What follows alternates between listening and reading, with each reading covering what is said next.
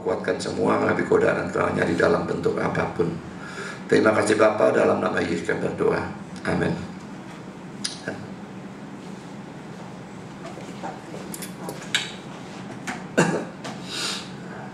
Saya tidak sempat bisa menyelesaikan tentang free will. Jadi saya membahas topik yang lain, tapi masih tetap berurusan, dan menurut saya ini juga sangat penting dan sangat mungkin keluar.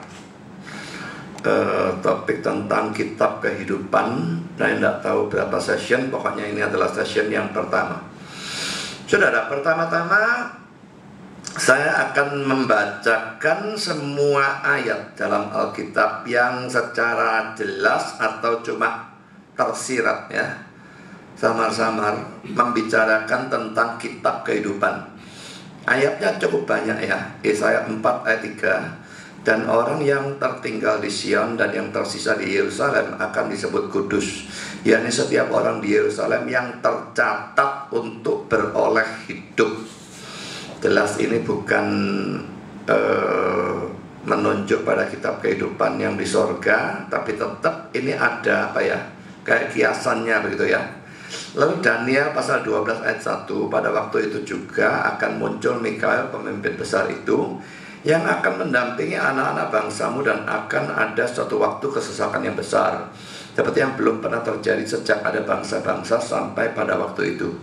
Tapi pada waktu itu bangsamu akan terluput, yakni barang siapa yang didapati namanya tertulis dalam kitab itu. Lalu Lukas 10 ayat 20. Namun demikian janganlah bersukacita karena roh-roh itu takluk kepadamu, tapi bersukacitalah karena namamu ada terdaftar di sorga. Ini waktu murid-murid pulang dari penginjilan, pengusiran setan dan sebagainya. Ini kata-kata Yesus kepada mereka. Karena Filipi 4 ayat 3. Bahkan ku minta kepadamu juga Sunjukos, temanku yang setia, tolonglah mereka, karena mereka telah berjuang dengan aku dalam pekabaran Injil, bersama-sama dengan Clemens dan kawan-kawanku sekerja yang lain, yang nama-namanya tercantum dalam kitab kehidupan. Lalu Ibrani 12 ayat 23. Dan kepada jemaat anak-anak sulung yang namanya terdaftar di sorga, dan kepada Allah yang menghakimi semua orang, dan kepada roh-roh orang benar yang telah menjadi sempurna, ya, namanya terdaftar di sorga ya. Lalu Wahyu 20 ayat 12 dan ayat 15. Dan aku melihat orang-orang mati besar dan kecil berdiri di depan takhta itu. Lalu dibuka semua kitab. Nah, semua kitab ini beda dengan kitab yang satunya ini ya. Dan dibuka juga sebuah kitab lain. Ini lain ya. Semua kitab ini beberapa banyak ya, tapi yang ini satu kitab, yaitu kitab kehidupan.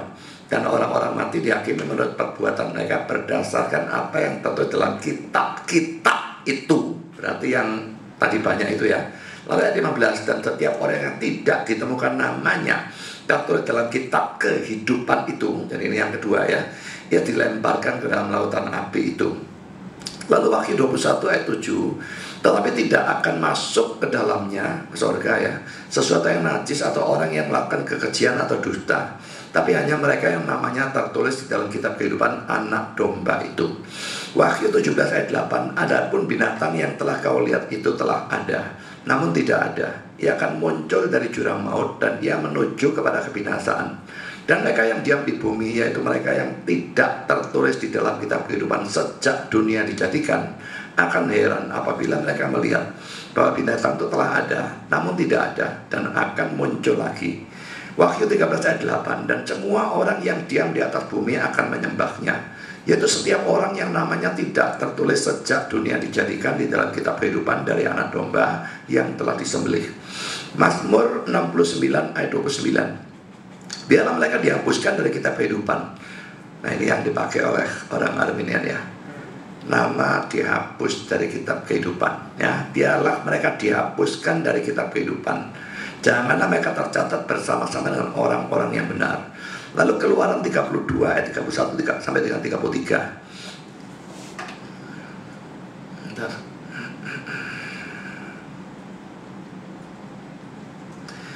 Lalu kembalilah Musa menghadap Tuhan dan berkata, bangsa ini telah berbuat dosa besar, sebab mereka telah membuat Allah emas bagi mereka. Tapi sekarang kiranya engkau mengampuni dosa mereka itu. Dan jika tidak, hapuskanlah kiranya namaku dari dalam kitab yang telah kau tulis. Tetapi Tuhan berfirman kepada Musa, siapa yang berdosa kepadaku, nama orang itulah yang akan kuhapuskan dari dalam kitabku. Saudara, sangat mungkin ini dipakai sebagai argumentasi ya. Lihat, kitab kehidupan nama bisa dihapus, berarti orangnya dari selamat kehilangan keselamatan. Lalu Wahyu 22 ayat 19, dan jikalau seorang mengurangkan sesuatu dari perkataan-perkataan dari kitab nubuat ini, maka Allah akan mengambil bagiannya dari pohon kehidupan dan dari kota kudus seperti yang tertulis di dalam kitab ini. Saudara, terjemahan Indonesia beda dengan King James ya. Saya berikan terjemahan King James. Allah akan mengambil bagiannya dari kitab kehidupan dan dari kota kudus dan dari hal-hal yang dituliskan dalam kitab ini. Nah, tapi terjemahan RSV, Allah akan mengambil bagiannya dalam pohon kehidupan dan dalam kota kudus yang digambarkan dalam kitab ini.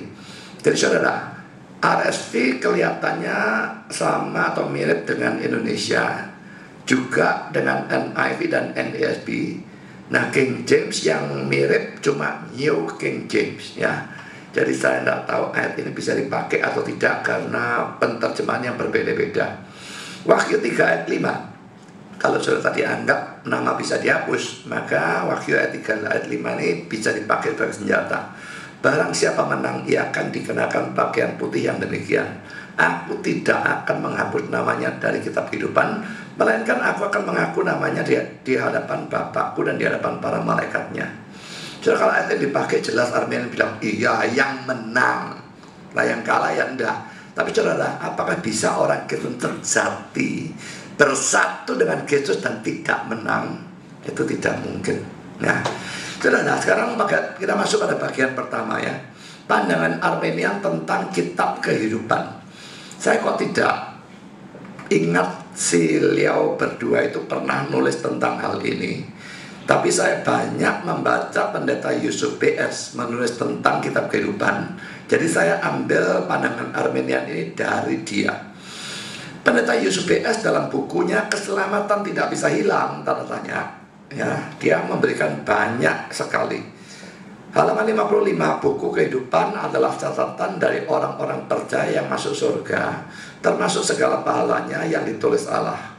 Buku ini tidak berbentuk seperti buku catatan kita, juga bukan seperti disket-disket komputer, tapi jauh lebih canggih, yaitu suatu catatan dengan cara ilahi yang sempurna, tidak bisa salah atau hilang, dan betul-betul tercatat dengan rapi, teliti, langkah. Saya tidak ngerti langkah ini apa maksudnya dia, dan betul ya. Jadi saya berikan tanda tanya karena saya tidak ngerti. Jadi kalau dikatakan termasuk segala pahalanya, tidak ada ayat pun manapun yang ngomong ya. Jadi kitab kehidupan cuma menulis yang masuk surga gitu aja. Betulnya pahala menurut saya kok tidak, tapi dia mengatakan demikian. Kutipan kedua dari halaman 56. Di mana terdapat buku ini? Terletak di hadapan hadirat Tuhan. Itu berarti ada di dalam surga. Saudara, jadi dua kutipan ini kelihatannya dia percaya bahwa betul-betul ada catatan seperti itu, sekalipun bentuknya dia bilang dia tidak tahu. Pertanyaannya saudara, apakah Allah yang Maha Tahu memang butuh catatan dalam bentuk apapun? So kalau saya naik mimbar, saya bawa komputer, saya bawa laptop, khotbah tercatat di sini. Karena ingatan saya takut tidak bisa mengingat sebanyak ini, dan pasti tidak bisa. Ya, jadi karena itu saya bawa catatan. Allah, apakah dia butuh catatan? Apakah dalam bentuk kitab atau dalam bentuk apa, saya tidak peduli. Tapi apakah Allah butuh catatan? Pertanyaan itu saja ya, saudara sudah membuat perbedaannya.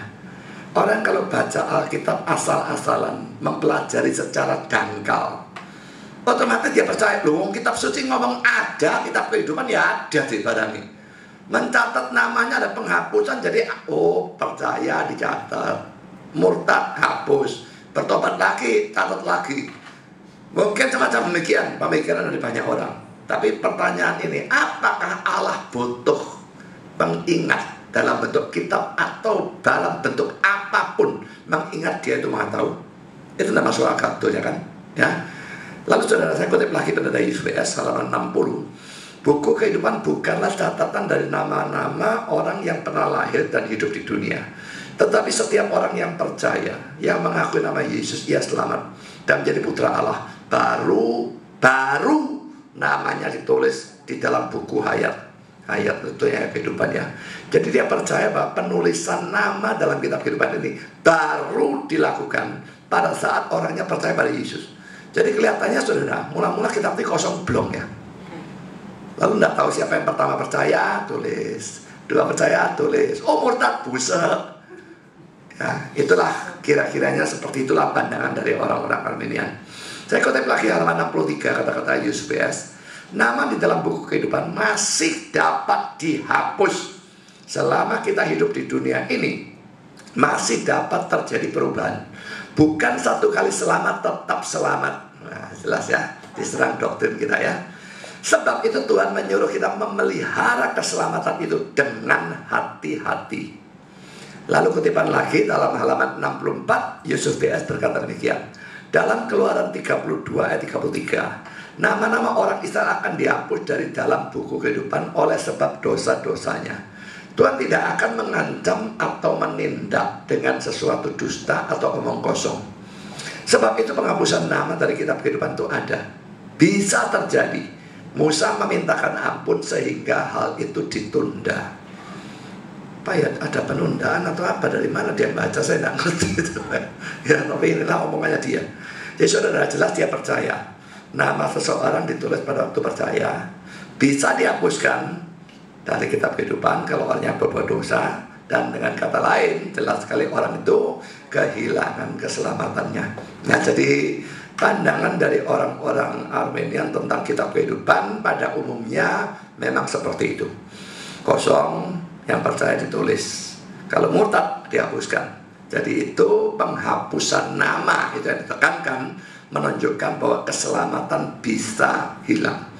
Apakah hilangnya karena dosa atau karena orangnya meninggalkan iman, murtad, saya tidak mau tahu. Tapi pokoknya bisa dihapus, berarti keselamatan bisa hilang. Kan saudara, saya berikan pandangan reform tentang kitab kehidupan. Pertama saudara, memang benar. Jadi dalam hal ini, poin pertama kita setuju, kitab kehidupan mencatat nama-nama orang yang percaya kepada Yesus dan diselamatkan. Jadi bukan seadanya orang yang masuk gereja ya. Bukan namanya orang yang jadi warga negara Indonesia atau Israel, tidak. Tapi orang yang betul-betul percaya kepada Yesus. Kristen KTP tidak termasuk ya. Hanya yang sungguh percaya pada Yesus, apakah dia masuk gereja, terdaftar atau tidak, itu tidak ada urusannya. Penjahat itu, saya percaya yang bertobat, itu masuk, pasti ya. Jadi kitab kehidupan kita percaya, mencatat nama orang yang percaya kepada Yesus dan diselamatkan. Saya akan menunjukkan dari beberapa ayat beserta pembahasannya. Ayat yang pertama, Lukas 10 ayat 20. Ini waktu Yesus bicara pada murid-murid yang kembali dari pengutusannya. Mereka menginjil, mereka menyembuhkan orang, mereka ngusir setan dan sebagainya. Dan mereka senang, wah roh-roh takluk dan sebagainya. Namun demikian, ini kata-kata Yesus, janganlah bersukacita karena roh-roh itu takluk kepadamu. Tapi bersukacitalah karena namamu ada terdaftar di surga. Saudara, memang ya, sebetulnya kata-kata ini sangat perlu kita camkan ya. Kalau sudah melakukan sesuatu yang besar untuk Tuhan, apa sudah mengusir setan, atau saudara nginjil dan menghasilkan banyak jiwa, atau saudara khotbah dan menghasilkan banyak jiwa, atau sudah meluruskan teologi orang, saya tidak tahu pelayanan apapun yang menghasilkan banyak hal untuk kemuliaannya Tuhan.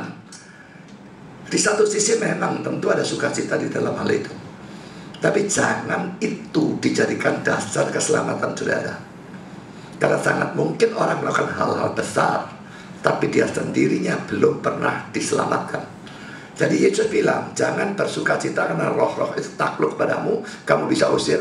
Itu tidak ada perlunya. Bersukacitalah karena namamu ada terdaftar di surga. Karena kita lihat saudara bagaimana Adam Clarke, seorang Armenian, menafsirkan kata-kata di dalam Lukas 10 ayat 20. Karena namamu ada terdaftar di surga. Sebetulnya kata-kata Adam Clarke di sini tidak terlalu penting ya. Dia cuma mengambil asal usulnya kitab kehidupan itu dari apa. Dalam dunia itu ada kitab seperti itu, dan ya kitab kehidupan ini kayaknya diambil dari hal seperti itu ya. Tapi tetap akan saya bacakan ya. Bentuk ucapan ini diambil dari kebiasaan kuno tentang penulisan nama dari semua warga negara dalam suatu catatan umum, supaya beberapa keluarga bisa diketahui dan warisan-warisan dijaga atau dipelihara dengan benar. Kebiasaan ini tetap dijalankan bahkan dalam kerajaan-kerajaan ini. Saya tidak ngerti yang dia maksud kerajaan-kerajaan ini itu apa. Sekalipun tidak diperhatikan secara khusus, setiap anak yang dilahirkan dalam negeri itu diperintahkan untuk dicatat bersama dengan nama dari orang tuanya, dan saat dilahirkan dibaptis atau dicatat. Dan catatan ini biasanya disimpan di gereja wilayah atau di suatu tempat umum yang aman. Catatan seperti ini disebut atau dinamakan dalam Filipi 4 ayat 3, Wahyu 3 5 dan sebagainya, kitab kehidupan, yaitu kitab atau catatan di mana orang-orang didaftarkan pada waktu mereka lahir. Kelihatannya juga memungkinkan bahwa pada waktu siapapun mati atau berkelakuan secara tidak benar, namanya dicari dan dihapuskan dari kitab itu untuk mencegah kebingungan yang bisa atau mungkin terjadi sebagai akibat dari adanya orang-orang yang tidak benar yang mengklaim suatu tanah milik, dan untuk membuang orang-orang yang tidak layak dari hak-hak dari warga negara yang suka damai dan jujur. Terhadap kebiasaan penghapusan nama dari orang-orang mati dan melanggar peraturan dari catatan umum inilah muncul kiasan-kiasan. Keluaran 32 ayat 32, di mana lihat catatan, dan Wahyu 3 ayat 5, Ulangan 9 ayat 14, Ulangan 25 ayat 19, 29 ayat 20, 2 Raja 14 ayat 27, Mazmur 69 ayat 29, Mazmur 109 ayat 13, dan di tempat-tempat lain. Saudara, ayat-ayatnya tidak saya ajak baca terlalu banyak, silahkan baca sendiri. Dia cuma mengatakan bahwa istilah kitab kehidupan diambil dari apa yang ada dalam dunia sebetulnya, ya. Satu kota atau apa ada catatan, orang lahir dicatat, kalau mati dihapus. Aneh ya, kalau di kita tidak ada mati dihapus. Mati ya sertifikat kematiannya ditaruh, tapi kalau dihapuskan loh, seakan-akan orangnya tidak pernah ada. Ya, tapi tetap itulah kata-katanya dia, dan ada penghapusan nama dan sebagainya.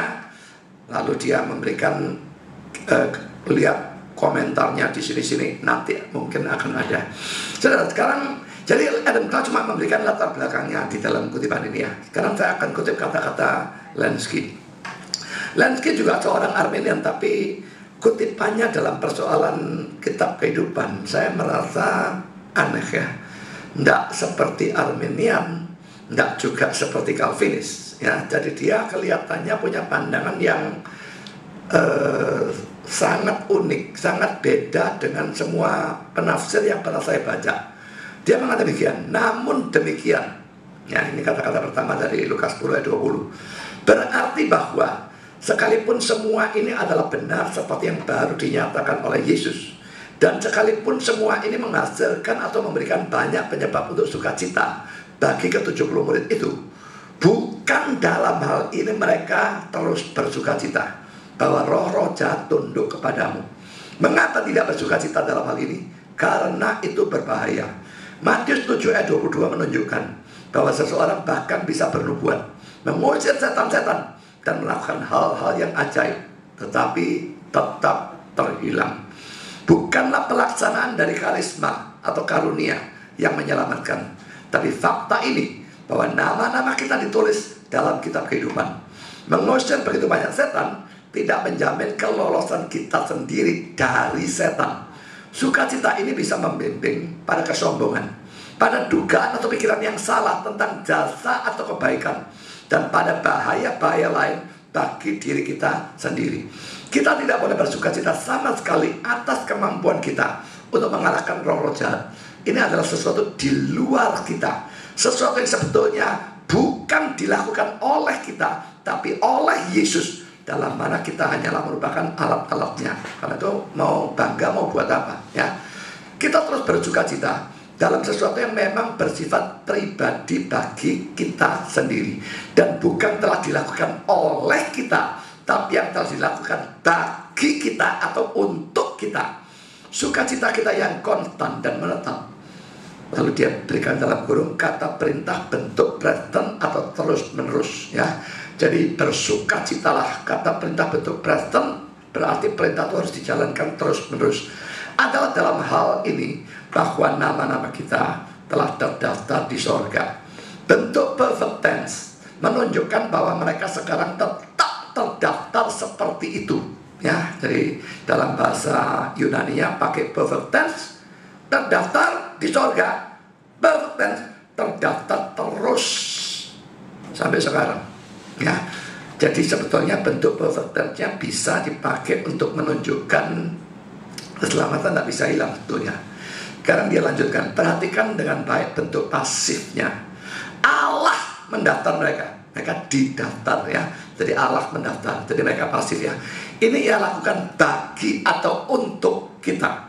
Gambaran ini mungkin diambil dari catatan silsilah yang dipelihara oleh orang-orang Yahudi, dalam mana hanya nama-nama bangsa mereka dimasukkan. Untuk mendapatkan kekuatan dari ungkapan ini, bandingkan teks-teks tentang penghapusan dalam kurung negatif dan tentang penulisan dalam positif. Keluaran 32 ayat 32, Mazmur 69 ayat 29, Yesaya 4 ayat 3, Filipi 4 ayat 3, Daniel 12 ayat 1, Wahyu 3 ayat 5, Wahyu 13 ayat 8, Wahyu 20 ayat 12, Wahyu 21 ayat 27. Dicatat di sorga berarti dibenarkan oleh Allah dan diterima olehnya sebagai salah satu anak-anaknya, dan didaftarkan seperti itu secara permanen. Berarti bahwa kita ada di antara jumlah atau bilangan dari orang-orang pilihan. Kok dia orang Armenian bisa bilang dicatat secara permanen ya? Kalau permanen kan berarti tidak bisa dihapus ya. Nah, ngerti bagaimana dia bisa ngomong seperti itu. Kitab kehidupan adalah Kristus. Nah, ini yang saya anggap unik, saudara. Tidak ada penafsir manapun sepanjang saya tahu menafsirkan bahwa kitab kehidupan itu adalah Kristus atau simbol dari Kristus. Tidak ada satupun penafsir yang saya tahu menafsir seperti ini. Jadi dalam hal ini yang saya katakan, ini landscape unik, ya, aneh, ya. Tidak ada penafsir lain seperti itu. Kitab kehidupan adalah Kristus. Nah, kok mencatat orang yang percaya gimana? Ini aneh, ya. Dalam siapa? Berarti kan dalam Kristus ya. Semua ditulis yang dibawa kepada iman oleh Injilnya. Sukacita kita tentang ditulisnya dalam kitab ini harus meningkat sampai sorga, di sorga sendiri. Kita melihat nama-nama kita ditulis di sana. Mempunyai nama-nama kita ditulis seperti itu merupakan kemenangan terbesar atas iblis. Sudah merasa aneh apa enggak, saudara, omongannya ya? Kitab kehidupan adalah Kristus ya. Dalam siapa semua ditulis. Jadi kita ditulis di dalam dirinya Kristus. Itu sudah aneh ya. Lalu sukacita kita tentang ditulisnya dalam kitab ini harus meningkat sampai di sorga sendiri. Kita melihat nama-nama kita ditulis di sana. Di sana ini siapa Kristusnya di sana? Jadi saya tidak tahu ya, aneh. Jadi yang bagian akhir ini, anehnya dia ini saya tidak terlalu gubris. Saya juga tidak percaya tafsirannya dia bahwa kitab kehidupan simbol dan Kristus. Tapi yang bagian awal, kata-katanya dia sangat bagus. Jangan senang karena karisma kita bisa melakukan hal besar, bahkan mengusir setan. Itu berbahaya. Mengapa? Dia pakai Matius 7 ayat 22-23. Orang-orang ini jelas melayani Tuhan, bernubuat demi nama Kristus, mengusir setan demi nama Kristus, melakukan banyak mujizat demi nama Kristus, tapi mereka ditolak. Mereka tidak masuk surga. Yesus bilang, enyahlah, aku tidak pernah kenal engkau. Kita bacakan Matius 7, 22-23. Pada hari terakhir banyak orang akan berseru kepadaku, Tuhan, Tuhan, bukankah kami bernubuat demi namamu dan mengusir setan demi namamu dan mengadakan banyak mujizat demi namamu juga? Pada waktu itulah aku akan berterus terang kepada mereka dan berkata, aku tidak pernah mengenal kamu. Enyahlah daripadaku, kamu sekalian pembuat kejahatan. Jadi saudara, konteks dari teks ini memang konteks nabi palsu. Mulai dari ayat 15 Matius pasal 7 sudah konteks nabi palsu, terus sampai dengan ayat yang ke-23. Jadi saudara, bahwa nabi-nabi palsu bisa melakukan banyak hal-hal ini ya. Mengusir setan demi nama Tuhan, bernubuat demi nama Tuhan, mengatakan banyak mujizat demi nama Tuhan.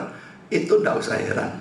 Karena itu waspadalah saudara ya, menghadapi golongan Pentakosta dan karismatik yang sangat banyak melakukan hal-hal ini. Ini sesuatu yang sangat perlu diwaspadai.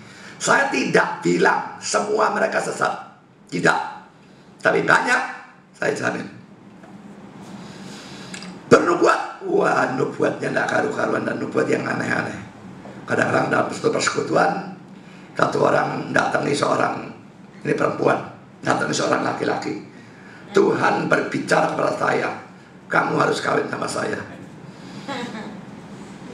Terus saya pernah bilang, nah kok aneh, kok Tuhan tidak bicara sama saya? Dijawab begitu, itu mestinya. Tuhan bicara kalau kita mesti kawin, dia mestinya bicara pada dua-dua. Mau bicara cuma sama kamu. Goblok sekali kalau, oh iya, masa Tuhan bicara? Ya saya kawin. Ya gendeng. Dan saudara, nubuat yang aneh-aneh banyak sekali. Sangat-sangat banyak. Musuh setan lebih-lebih lagi, sangat-sangat banyak. Mengadakan mujizat, menyembuhkan penyakit. Wah, luar biasa banyak. Dan mereka melakukan dalam nama Yesus. Tidak peduli saudara, itu tidak menjamin apapun. Pikirnya kalau saudara palsu itu mau tidak dalam nama Yesus, mau dalam nama apa? Ini bukan misal. Ya enggak, palsu namanya kok. Serigala berbulu domba, yang bersikap seperti domba. Domba pakai nama Yesus, dia pakai nama Yesus, sudah jelas. Ya, tapi yang jelas, orang-orang ini kelihatan melakukan banyak hal. Mereka sendiri mungkin tidak sadar. Ya, kalau mereka sadar mereka tidak protes. Ini kan kayak protes ya. Akhir zaman, loh, kok masuk neraka Tuhan? Bukankah kami bernubuat dan sebagainya? Itu protes betulnya. Jadi mungkin sekali mereka memang tidak sadar kalau mereka itu palsu. Mereka mengira mereka benar. Ada nabi palsu yang sengaja, ada nabi palsu yang tidak sadar. Dia tidak tahu. Karena kitab suci berkata ada jalan yang disangka orang lurus, tapi ujungnya menuju pada maut. Ya, dia tidak sadar, bisa sekali. Tapi sudah sadar atau tidak sadar, pokoknya nabi palsu. Sadar atau tidak sadar, mereka bukan orang sejati. Melakukan pelayanan luar biasa, tapi bukan orang sejati. Dan pada waktu itu Yesusnya berterus terang, aku tidak pernah kenal kamu. Enyahlah daripadaku, kamu sekalian pembuat kejahatan.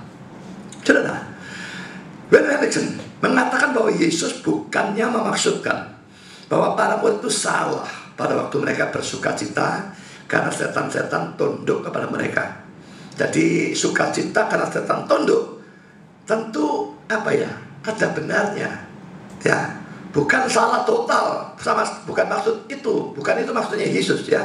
Apa yang dimaksud oleh Yesus adalah bahwa hal itu merupakan sesuatu yang tidak berarti bila dibandingkan dengan fakta nama kita tercatat di surga. Dua hal. Satu, mereka melakukan pengusiran setan, memang cukup memberikan sukacita, tapi ini tidak ada artinya dibandingkan fakta namamu tercatat di surga. Inilah untuk mana kamu harus bersukacita habis-habisan. Kalau ini kecil sekali dibandingkan itu, tapi tetap ada sukacita di sini tentu saja. Ya. Nah, mengapa demikian? Karena pengusiran setan akan berakhir bila kehidupan di dunia ini berakhir. Dan keadaan kita sebagai anak-anak Tuhan atau orang-orang yang diselamatkan tidak akan pernah berakhir. Ngusir setan hebat, sukacita. Tapi begitu kehidupan ini berhenti, tidak ada lagi ngusir setan. Ya. Tapi saudara, kalau nama tercatat di sorga, kehidupan ini berakhir, justru tambah sukacita. Ya. Di samping itu saudara, otoritas terhadap setan tidak menjamin keselamatan. So ini mungkin rasanya aneh, tapi saudara, ini benar. Otoritas terhadap setan tidak menjamin keselamatan. Saudara, kalau nabi palsu sekarang ya, ada orang kerasukan setan. Saya percaya dalam nabi palsunya mungkin juga ada setannya. Apakah menguasai atau merasuk itu lain urusan. Ya, ini ada setannya, itu ada setannya. Setan dengan setan kong kali kong. Mereka cuma bohongi kita saudara. Dia bilang dalam nama Yesus enyahlah engkau. Setan kong kali kong ala atau buatnya dia, kamu keluar orang sana ngusir. Keluar dia. Wah, kelihatan bisa mengusir. Padahal dia ngusir, dia bukan Kristen. Dia ngusir, dia pakai kuasa gelap. Agama-agama lain juga ngusir setan saudara, bukan Kristen toh. Dengan kuasa siapa mereka ngusir setan? Oh, mereka tidak percaya Kristus terang-terangan kok. Jadi mengusir setan tidak menjamin keselamatan. Sangat mungkin Yudas Iskariot termasuk dalam kalangan orang yang datang, wah, mengusir setan, termasuk punya kemampuan mengusir setan. Coba perhatikan Lukas 9 ayat 1. Maka Yesus memanggil ke-12 muridnya, lalu memberikan tenaga dan kuasa pada mereka untuk menguasai setan-setan dan untuk menyembuhkan penyakit-penyakit. Jadi saudara, kelihatannya orang namanya 12 kok. Ya Yudas masih termasuk diberikan kuasa, berarti Yudas juga mengusir setan. Tapi itu tidak membuatnya namanya tercatat di surga atau menjadikan dia sebagai orang yang diselamatkan. Saudara, mungkin di gereja ini tidak banyak orang mengusir setan, tapi saudara mungkin memberitakan Injil, ngajak orang ke gereja, ngajar dari guru sekolah minggu, tidak tahu salah pelayanan apapun saudara, yang rasanya berhasil baik. Ya, atau kalau karena ini DVD mungkin dilihat oleh orang lain. Kalau dalam gereja-gereja lain, saudara memang berhasil mengusir setan, saudara memang bernubuat dan terjadi nubuatnya, saudara memang menyembuhkan penyakit, karunia kesembuhan dan sebagainya. Jangan menganggap itu sebagai jaminan bahwa saudara adalah orang percaya, nama saudara terdaftar di surga, saudara sudah selamat. Bukan jaminan. Mungkin ya, tapi pasti tidak. Saudara, A.T. Robertson memberikan komentar tentang Lukas 10 ayat yang ke-20. Ditulis enge graptai, bentuk perfect pasif indikatif, keadaan lengkap atau sempurna, tetap tertulis, terdaftar atau terukir. Berasal dari kata engrafo, kata kerja umum. Jadi saudara, yang saya tekankan itu sudah keadaan, jadi tensisnya ya, menunjukkan bahwa keadaan lengkap sempurna, tetap ini saya tekankan ya, tertulis, terdaftar atau terukir. Nah, kata ini berasal dari engrafo, suatu kata kerja yang umum. Saudara, jadi dilihat dari tensisnya, mestinya tetap tertulis, mestinya tidak bisa ada penghapusan nama. Jadi pada waktu kita melihat ayat-ayat yang kelihatannya nama bisa dihapuskan, mesti dibahas bagian ini. Karena bagian ini kelihatannya tidak memungkinkan nama itu dihapus. Saudara, Calvin mengomentari tentang Lukas 10 ayat 20 dengan kata-kata ini. Karena merupakan rancangan Kristus untuk menarik murid-muridnya dari suatu sukacita yang fana. Sementara fana, ya, supaya mereka bisa bermegah dalam hidup yang kekal. Ia membimbing mereka kepada asal-usul dan sumbernya, yang adalah bahwa mereka dipilih oleh Allah dan diadopsi sebagai anak-anaknya. Ia bermaksud untuk menunjukkan bahwa sumber dari mana semua manfaat-manfaat yang telah mengalir adalah pemilihan yang cuma-cuma atau bebas dari Allah, supaya mereka tidak mengklaim apapun untuk diri mereka sendiri.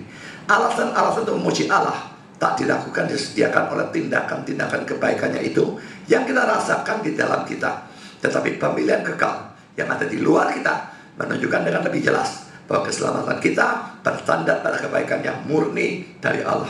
Ungkapan yang bersifat kiasan, nama-namamu ditulis di sorga, berarti bahwa mereka diakui oleh Allah sebagai anak-anak dan pewaris-pewarisnya, seakan-akan mereka telah dituliskan dalam sebuah catatan atau daftar.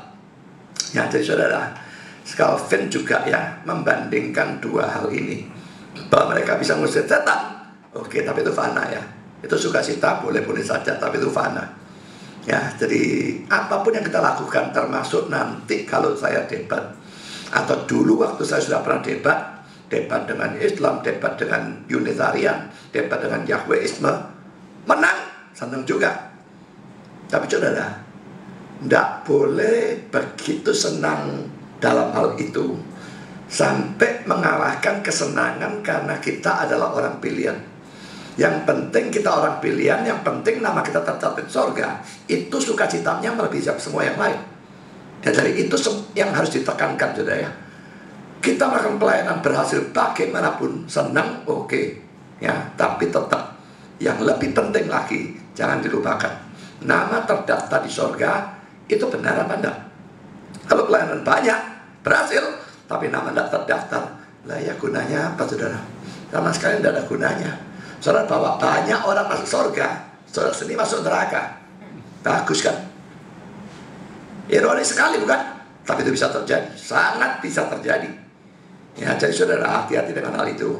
Nah, saya ingin saudara juga memperhatikan secara khusus bagian terakhir dari kata-kata Calvin yang saya beri warna merah ya. Ungkapan yang bersifat kiasan Berarti tidak hurufiah ya. Nama-namamu ditulis di surga. Berarti bahwa mereka diakui oleh Allah sebagai anak-anak dan pewaris-pewarisnya. Seakan-akan mereka telah dituliskan dalam sebuah catatan daftar. Dari sini sudah kelihatan ya, Calvin tidak menganggap ini sebagai sesuatu yang hurufiah. Kitab itu tidak hurufiah, nulis itu juga tidak hurufiah, penghapusan lebih-lebih lagi. Tapi itu kan kita pelajari belakangan.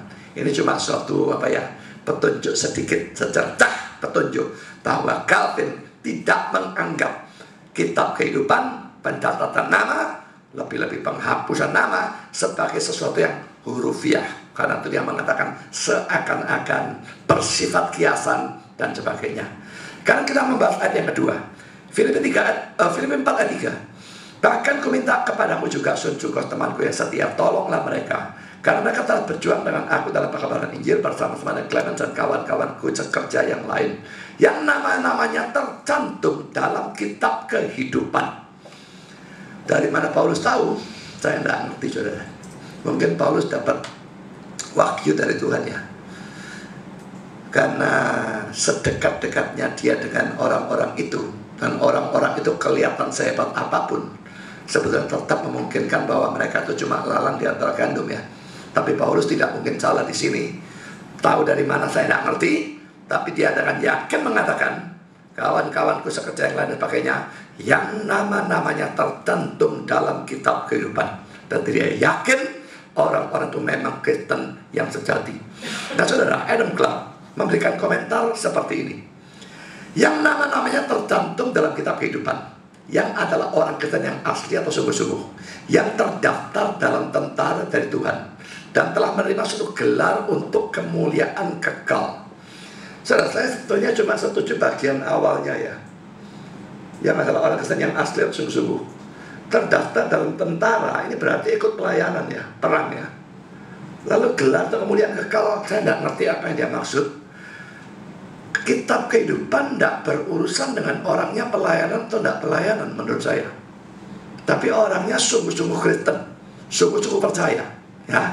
Lalu Lenski, saudara, lebih benar, semua anak-anak Allah tertulis dalam kitab kehidupan ya. Jadi di sini saya cuma mengambil tafsiran Armenian.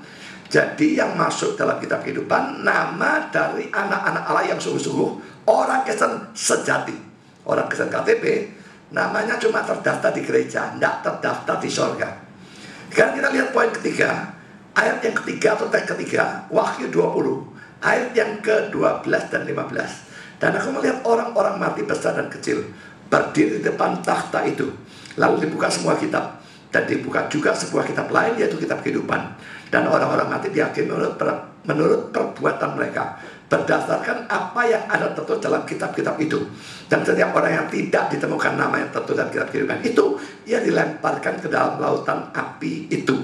Ya saudara, saya ingin lagi-lagi saudara bedakan ya, yang semua kitab ini bentuk jamak ya. Semua kitab ini bukan kitab kehidupan ya. Jadi ini mencatat perbuatan-perbuatan orang-orang. Dan karena itu orang-orang mati dihakimi oleh perbuatan mereka berdasarkan apa yang ada tuh dalam kitab-kitab itu, daripada semua kitab. Tapi yang di sini ini kitab lain ya. Dibuka juga sebuah kitab, satu kitab lain, yaitu kitab kehidupan. Lalu setiap orang yang tidak ditemukan nama yang tertulis dalam kitab kehidupan, dia dilemparkan dalam lautan api. Saya kira ayat jelas ya. Jadi kitab kehidupan kalau tercantum selamat, surga. Tapi tidak peduli tercatat di banyak gereja, tidak urusan, dibuang ke neraka selama-lamanya. Kan saudara, saya berikan beberapa komentar. Pertama, komentar dari Lenski tentang Wahyu 20 ayat 15. Ini dinyatakan dalam begitu banyak kata-kata.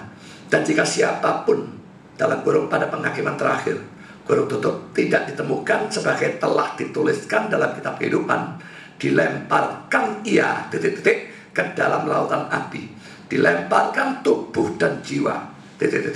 Bagaimana orang-orang saleh? Jawaban diberikan dalam pasal 21 dan 22. Jadi saudara, saya tidak berikan yang omongannya pasal 21 22, bisa dibaca sendiri. Itu tentang surga ya. Jadi orang saleh maksudnya yang percaya, maka dia masuk surga.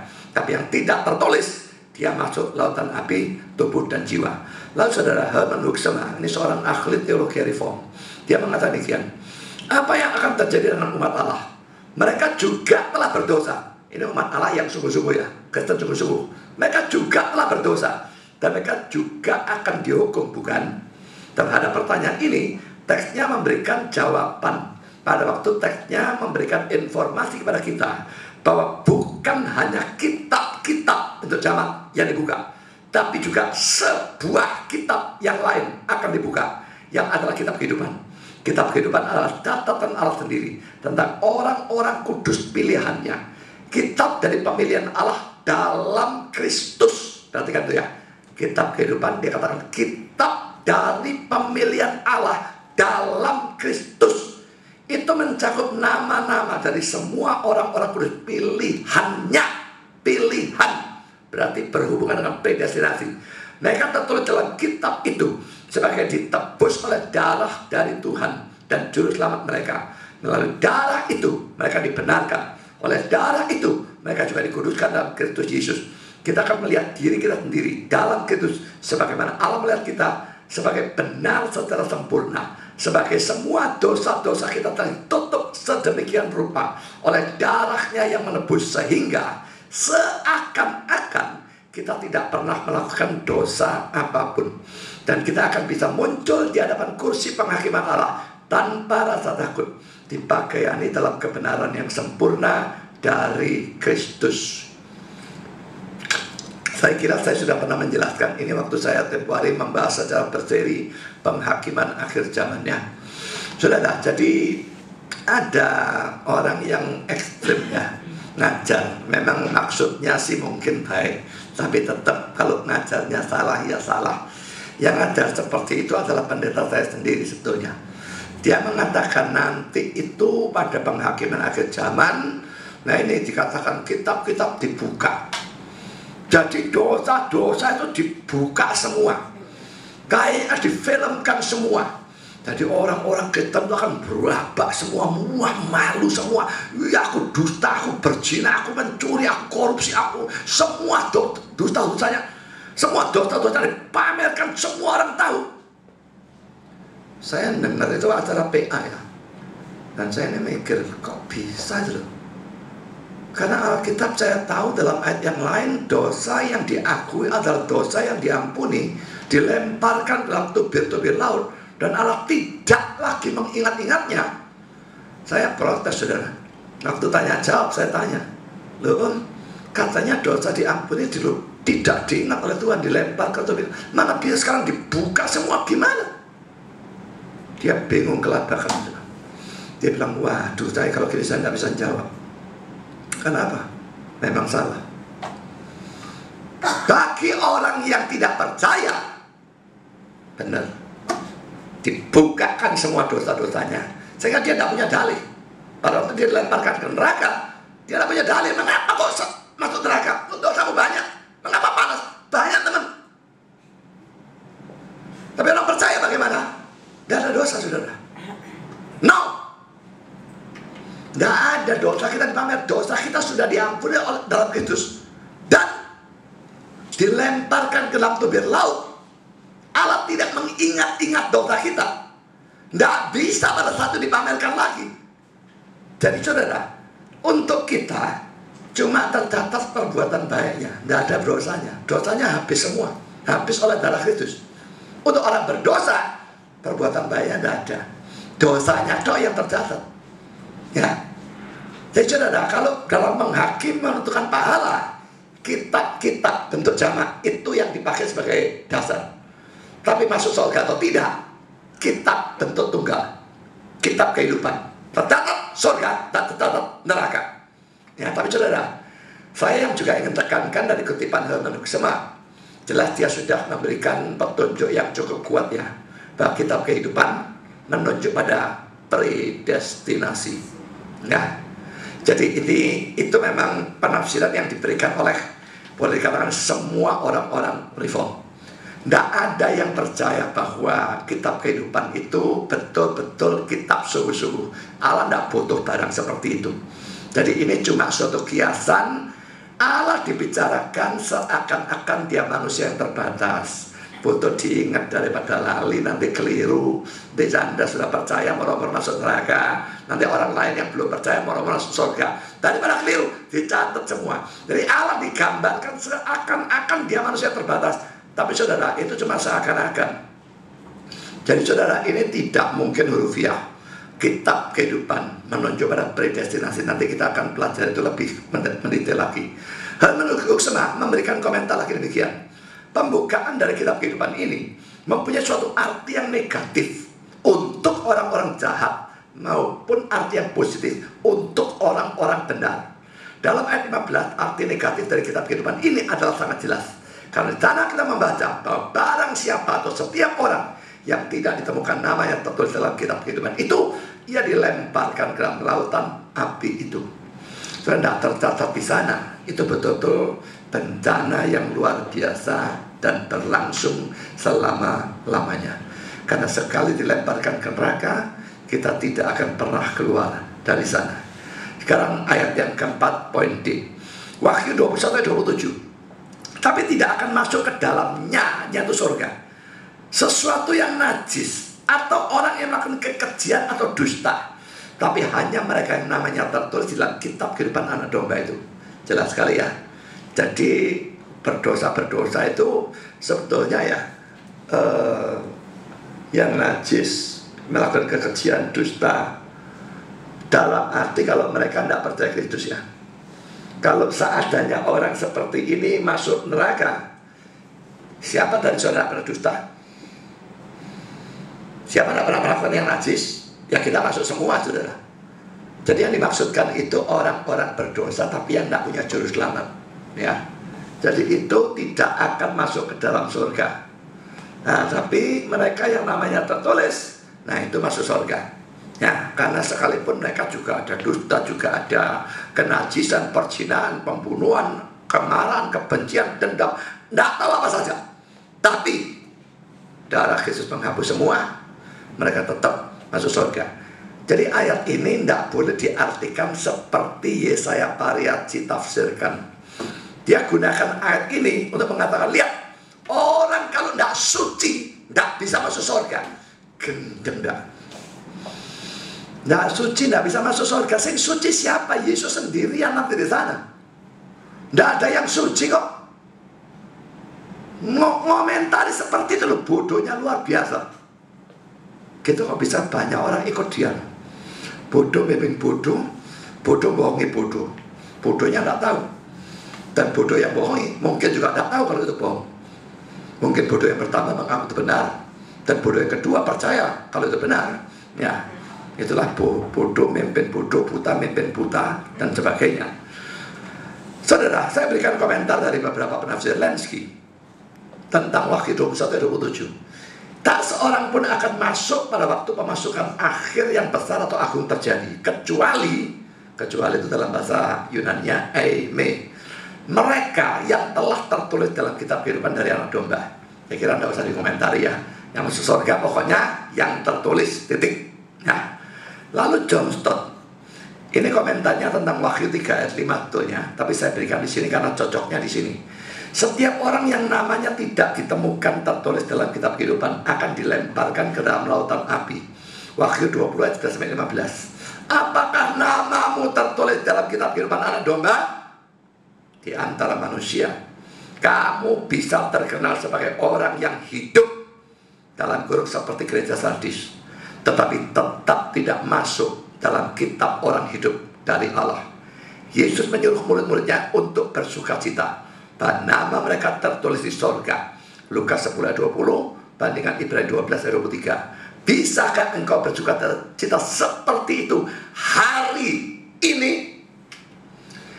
Saudara, saya kira kata-kata John Stott sangat perlu direnungkan. Jangan sampai ketun tapi sudah kasep, menyesal tapi sudah terlambat.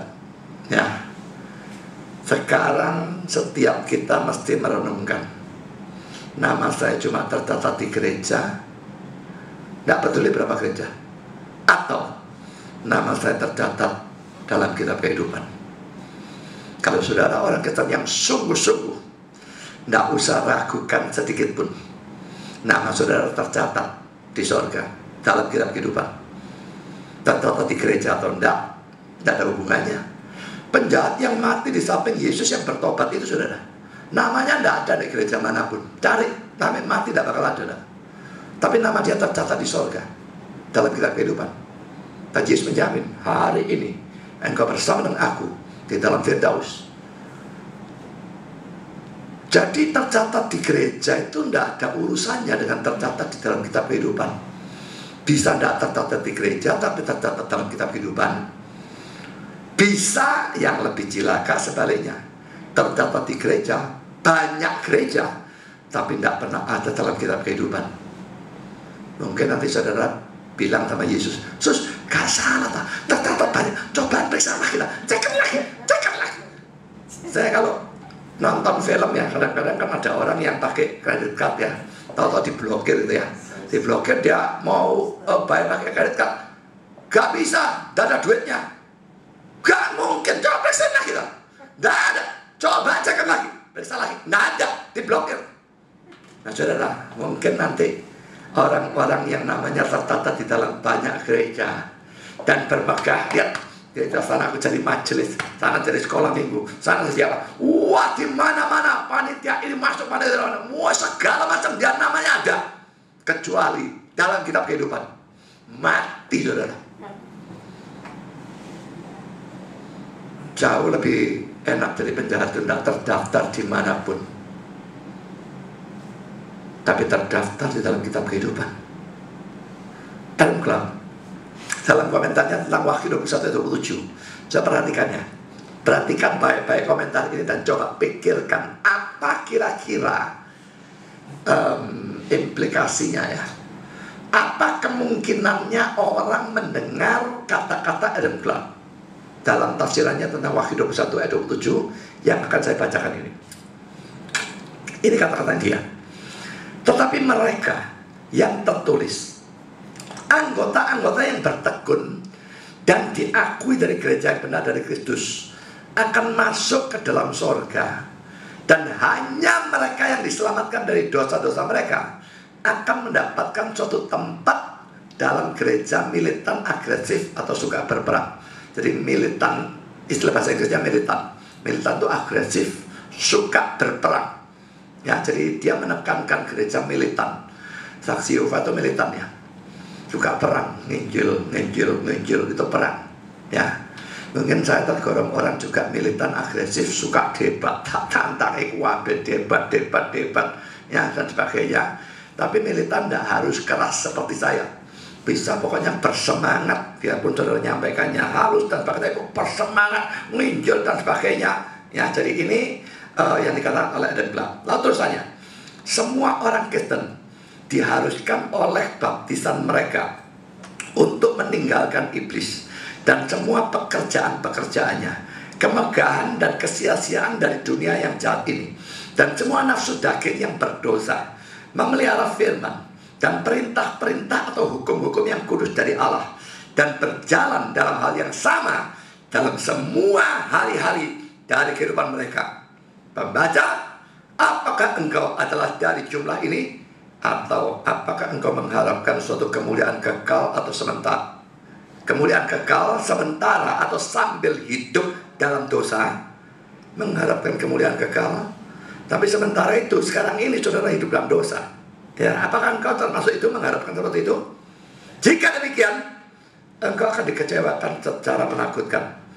Terlalu banyak bersandar pada belas kasihan Allah, sama menghancurkannya dengan putus asa tentang kasih karunia-Nya. Saudara, kata-kata ini ya, terlalu banyak bersandar pada belas kasihan Allah. Dosa ini, oh diampuni dengan belas kasihan. Dosa ini tidak apa-apa. Berzina, bunuh orang, tidak apa-apa. Korupsi uangnya gereja bahkan tidak apa-apa.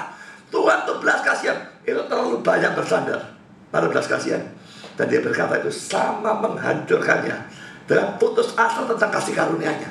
Kalau putus asa tentang kasih karunia-Nya, aku dosa, bisa aja mulai kaisar apa dosa lain bisa, ini terlalu besar, tidak bisa. Putus asa tentang kasih karunia. Dua-dua, yang satu terlalu mengentengkan dosa, yang satu terlalu memberatkan dosa, sama menghancurkannya. Saudara, saya pernah mendengar suatu ilustrasi. Setan itu punya dua lensa. Lensa cembung dan lensa cekung.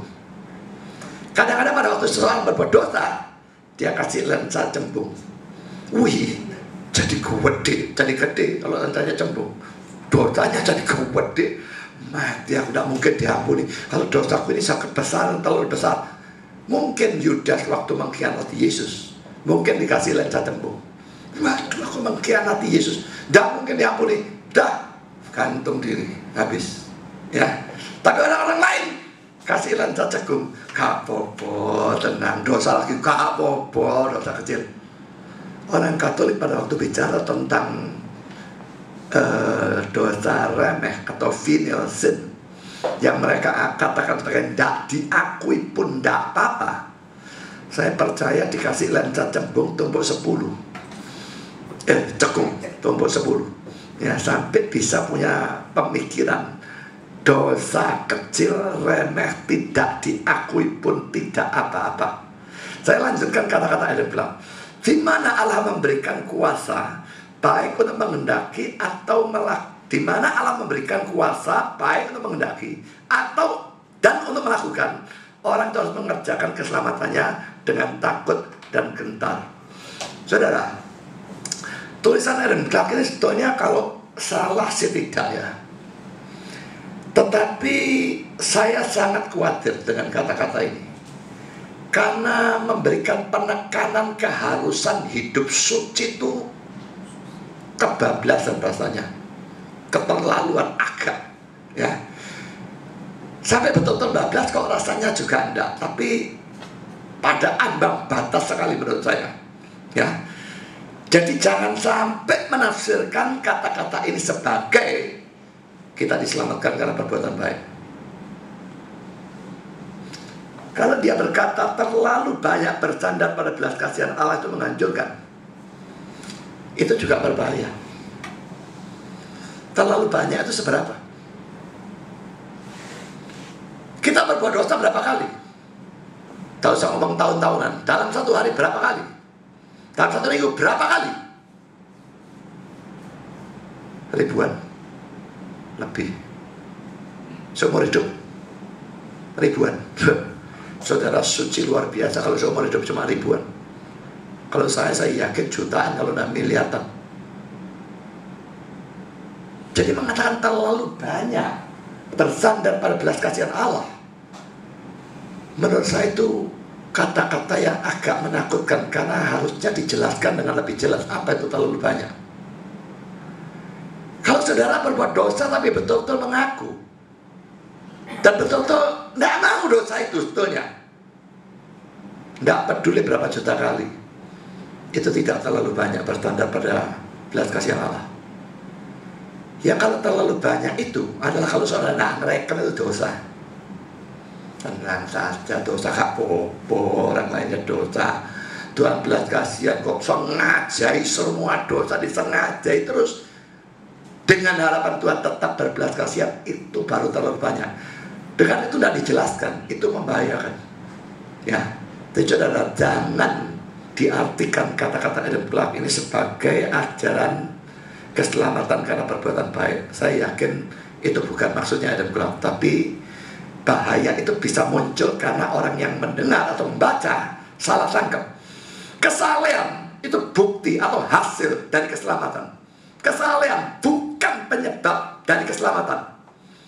Jadi kata-kata yang saya garis bawah itu bisa membahayakan kalau diartikan secara salah atau secara ekstrim. Hati-hati dengan kata-kata ini. Seperti yang tempo hari Pak Andoko pernah saya tanyakan ya.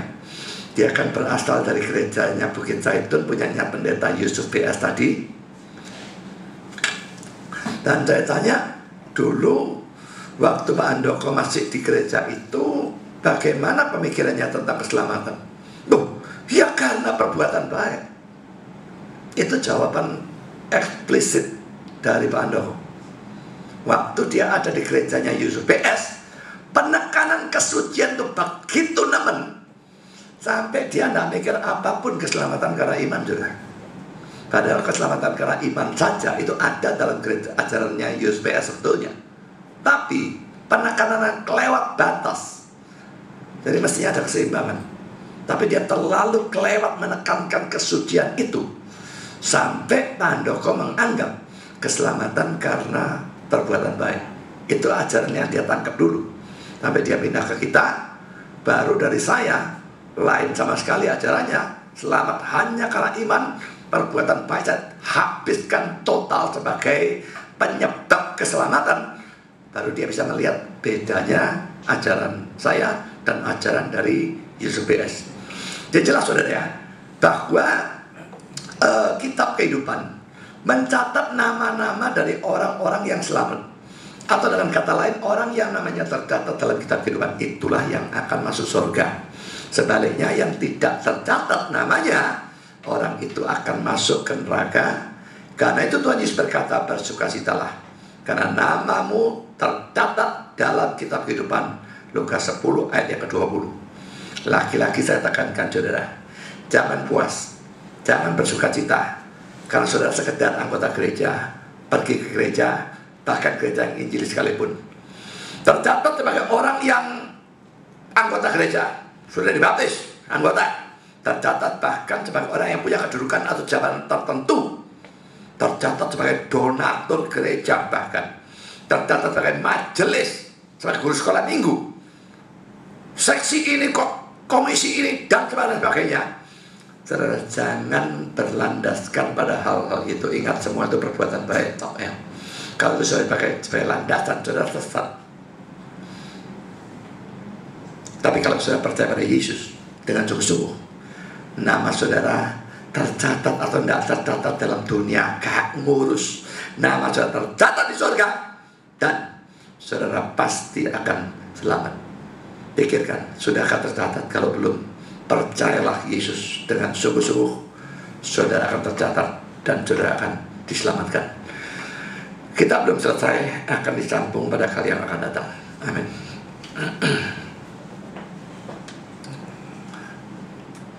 Mari kita berdoa. Bapa di surga, terima kasih Engkau telah pimpin serta berkati dalam sepanjang acara firman. Tuhan, kami sudah mengerti bahwa nama tercatat dalam gereja, tercatat sebagai apapun, sebetulnya tidak berarti apa-apa. Juga kalau kami pernah melakukan pelayanan atau melakukan pekerjaan baik apapun untuk Tuhan, menyumbang gereja, ataupun melayani, memberitakan Injil, mengajar sekolah minggu, bahkan berkhotbah, atau membasuh, atau apapun, bahkan melakukan pelayanan yang sifatnya mujizat, mengusir setan, bernubuat, dan sebagainya, itu tidak menjamin apa-apa. Kami mohon supaya Engkau menolong setiap kami yang hadir, merenungkan, memikirkan, apakah nama kami memang tercatat dalam kitab kehidupan di surga atau tidak. Siapapun yang sebetulnya belum percaya, biarlah Engkau sadarkan akan hal ini, dan Engkau buat mereka percaya, sehingga mereka diselamatkan. Kami tetap menitipkan pembahasan selanjutnya dari topik tentang kitab kehidupan. Tolong hamba dalam persiapan penyampaian kami dalam menerima, sehingga semua kami dibangun, mempunyai pengertian yang benar, dan bisa menggunakannya di dalam argumentasi dan sebagainya. Terima kasih Bapa, dalam nama Yesus kami berdoa. Amin.